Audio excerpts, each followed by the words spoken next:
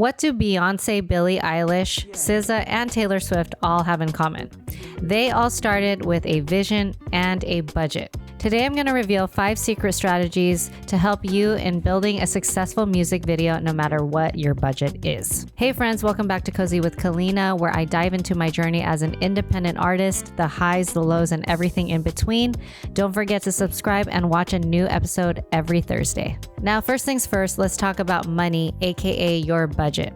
It's very crucial to know at the beginning of planning everything, what is your estimated cost for your budget? Now, you want to be able to visualize how much everything costs so that you can see how much of your vision can actually come to life. Now, a budget sheet can outline everything from your props to your outfits to your location to hiring your team.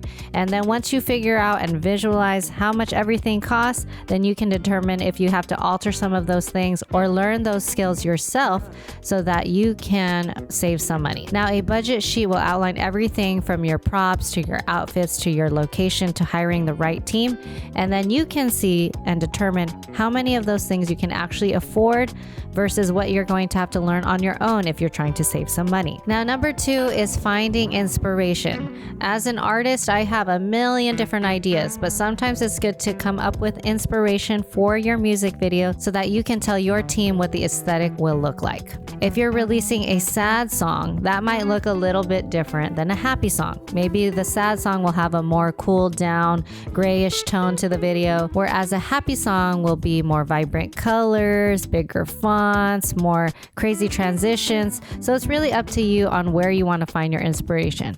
A tool that I really like to use is Pinterest, which allows you to create mood boards for everything. You can have a mood board for your hair, for styling, the fonts that you will be using, and the location of where you will be shooting so that it can look a little bit more cohesive. Now, another important aspect of any music video is location, location, location.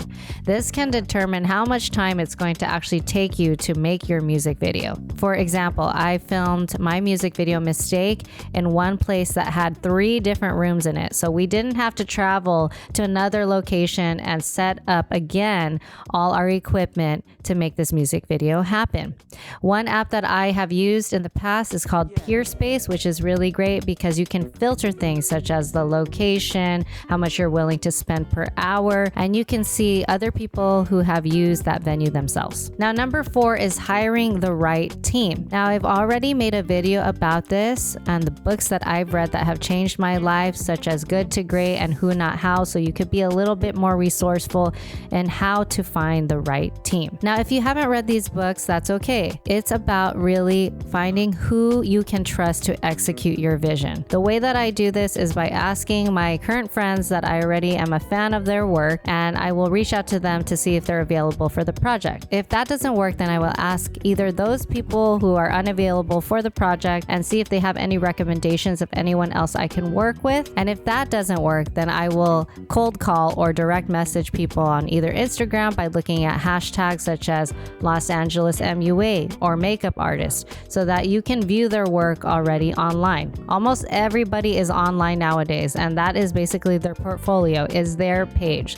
So if you look at their work and you're a fan of their work, you can always reach out to them directly. Now, number 5 is creating a shot list. Now, a shot list is a document that outlines all the shots that will be used in your music video. Do you want to have a wide shot versus a close-up versus an aerial view? It all depends on what you want and what your vision is. And by creating a shot list, this keeps everyone in tune to being on the same page. Is the verse going to be a wide shot versus a close-up? And then in the chorus, will that change? It's really up to you. And this will outline things in a much more simple way. And an extra thing to remember is that not everything will go according to plan. Sometimes what you have planned and prepared for the whole music video before it happens might not be executed all on the day of the music video. So you might have to remember, you have to be a little bit flexible, you might have to adapt, and then figure it out when you're there. For example, when I was filming my music video Mistake, it rained the night before and we had to kind of figure out shots in a way where we would avoid the damage that was caused in one of the rooms, and we had to adjust according to that. And then I contemplated if I was going to use other rooms, which we did. So instead of using 2 rooms, we ended up using 3 rooms to make the music video look a little bit more complete. So if you are an artist who's ever made a music video, I would love to hear if any of these tips have worked for you or if you have other tips that could be helpful in the comments below. And as always, don't forget to like, subscribe, and hit that notification bell. And I will see you on the next episode of Cozy with Calinnah. Thanks for watching.